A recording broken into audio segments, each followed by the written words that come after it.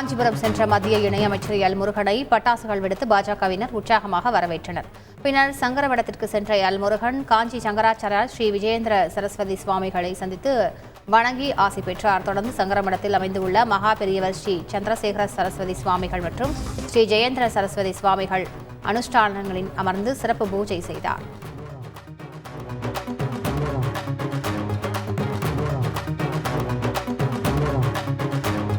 சீன பிளாஸ்டிக் லைட்டர்களுக்கு தடை விதிக்க கோரி தீப்பெட்டி உற்பத்தியாளர் சங்கத்தினர் எம்பி கனிமொழியை சந்தித்து மனு அளித்தனர். தூத்துக்குடி மாவட்டத்தில் பிரதான தொழிலாக தீப்பெட்டி தயாரிப்பு இருந்து வரும் நிலையில் சீன பிளாஸ்டிக் லைட்டர்களால் விற்பனை சரிவு ஏற்பட்டுள்ளது. இதை தடுக்க தமிழ்நாட்டில் சீன லைட்டர்களை தடை செய்ய வேண்டும் என தீப்பெட்டி உற்பத்தியாளர் சங்கத்தினர் எம்பி கனிமொழியிடம் மனு அளித்திருக்கின்றனர். மேலும் முதலமைச்சர், மத்திய தொழில்துறை அமைச்சர் இருவரையும் நேரில் சந்திக்க ஏற்பாடு செய்ய வேண்டும் என கோரிக்கை வைத்திருக்கின்றனர்.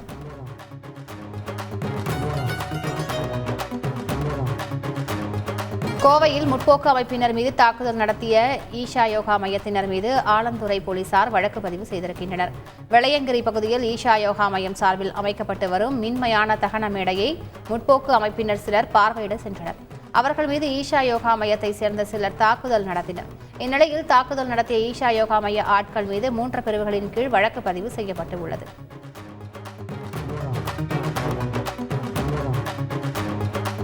செங்கல்பட்டு மாவட்டம் மதுராந்தகத்தில் நடைபெற்ற ஜமாபந்தியில் சாதி சான்றிதழ் கேட்டு மாணவர்கள் மனு அளித்தனர்.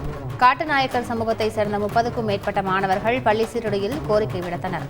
பள்ளி மாணவர்களுக்கு சாதி சான்றிதழ் இல்லாததால் அரசு சலுகைகள் கிடைப்பதில்லை என வேதனை தெரிவித்திருக்கின்றனர்.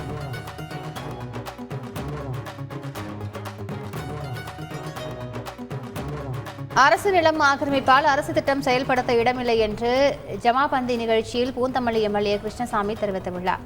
அரசு திட்டங்களை செயல்படுத்த தனியார் நிலத்தை வாங்க வேண்டும் என்றால் ஏக்கருக்கு 6 கோடி ரூபாய்க்கு மேல் செலவு செய்ய வேண்டியுள்ளதாக கூறினார். நீர்நிலைகளில் கட்டடம் கட்டக்கூடாது என நீதிமன்றம் சொல்லிவிட்டதால் இருக்கும் இடத்தை பாதுகாக்க வேண்டும் என்று அதிகாரிகளிடம் கேட்டுக்கொண்டார்.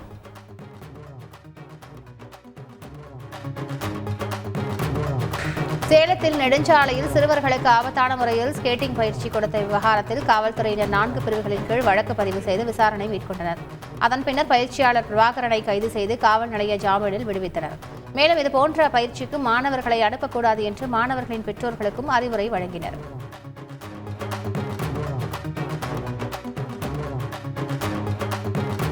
மேட்டுப்பாளையம் ஊட்டி சாலையில் கல்லார் வன சோதனை சாவடி மீது பிக்கப் வாகனம் மோதி விபத்திற்கு உள்ளானது. மேலும் இருசக்கர வாகனம் மீது மோதி பிக்கப் வாகனம் கவிழ்ந்தது. இந்த விபத்தில் சோதனை சாவடி கட்டடம் இடிந்து சேதமானது. அதிர்ஷ்டவசமாக வனவர் மற்றும் டிரைவர் உயிர் தப்பினர்.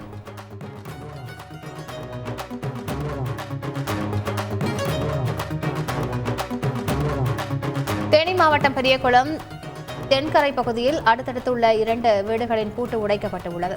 இதில் ஒரு வீட்டில் 50 சவரன் நகை மற்றும் 75,000 ரூபாய் ரொக்கம் கொள்ளை அடிக்கப்பட்டது. மற்றொரு வீட்டில் திருடுவதற்கு எதுவுமே இல்லாததால் திருடர்கள் ஏமாற்றம் அடைந்தனர். 2 வீடுகளிலும் கைரேகை நிபுணர்களை கொண்டு போலீசார் சோதனை நடத்தி வருகின்றனர். கன்னியாகுமரி மாவட்டம் குளச்சல் அருகே கட்டுமான பணி நடக்கும் இடத்தில் இருந்த சாக்கு மூட்டையை திருடி சென்றவர் சிறையில் அடைக்கப்பட்டார். கோடிமுனை பகுதியில் புதிய வீட்டுக்கான கட்டுமான பணி நடந்து வந்தது. அப்போது அங்கிருந்த மின்சாதன பொருட்கள் அடங்கிய சாக்குப்பையை இளைஞர் ஒருவர் திருடி சென்றார். இதனை அடுத்து சிசிடிவி காட்சிகள் மூலம் நெய்யூர் பகுதியைச் சேர்ந்த மாணிக்கம் என்ற 19 வயது இளைஞர் பிடிக்கப்பட்டு சிறையில் அடைக்கப்பட்டார்.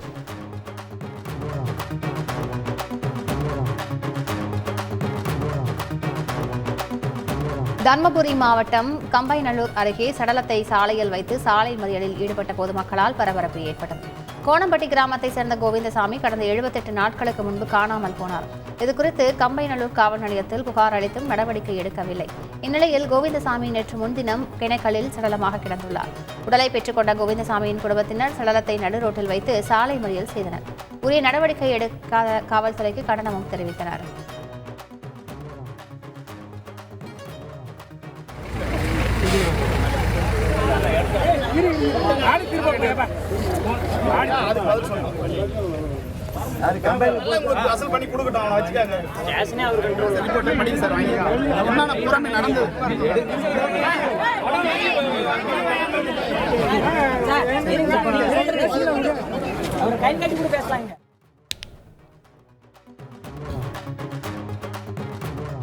சேலம் மாவட்ட ஆட்சியர் அலுவலகத்தில் மாற்றுத்திறனாளி ஒருவர் கதறி அழுததால் பரபரப்பு ஏற்பட்டது. சேலம் கண்ணங்குறிச்சி அருகே உள்ள மூக்கநேரி பகுதியைச் சேர்ந்த நடக்க முடியாத மாற்றுத்திறனாளி ராதாகிருஷ்ணன் என்பவர் அரசிடம் இலவச வீட்டுமனை பட்டாவிற்கு விண்ணப்பித்திருந்தார். ஆனால் 10 ஆண்டுகளாக வீட்டுமனை கிடைக்காததால் மாவட்ட ஆட்சியர் அலுவலகம் வந்த அவர் கதறி அழுததால் பரபரப்பு ஏற்பட்டது.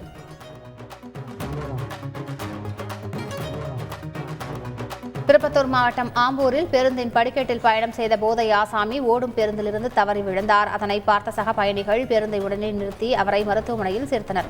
அதிர்ஷ்டவசமாக அவர் சிறு காயங்களோடு உயிர் பிழைத்தார்.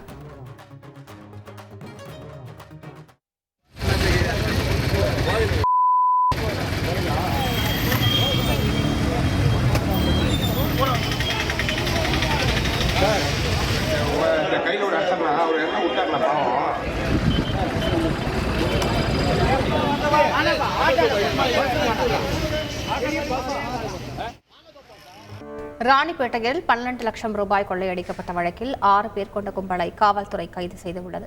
வேலூர் மாவட்டம் ஆரன்பாளையத்தை சேர்ந்த நிசாமுதீன் என்பவர் கடந்த மாதம் 9ஆம் தேதி ராணிப்பேட்டை மாவட்டம் தென்னந்திபாளையம் பகுதியில் சென்ற போது ஒரு கும்பல் 12 லட்சம் ரூபாயை பறித்து சென்றது. இது தொடர்பாக புகார் அடிப்படையில் காவல்துறையினர் விசாரித்து வந்தனர். இந்நிலையில் வாகன சோதனையின் போது 6 பேர் கொண்ட கும்பலை போலீசார் கைது செய்தனர். அவர்களிடம் இருந்து 1,20,000 ரூபாயை பறிமுதல் செய்தனர். மேலும் தலைமறைவாக உள்ள முக்கிய குற்றவாளிகளான பாரதி, சதீஷ் ஆகிய 2 பேரை தேடி வருகின்றனர்.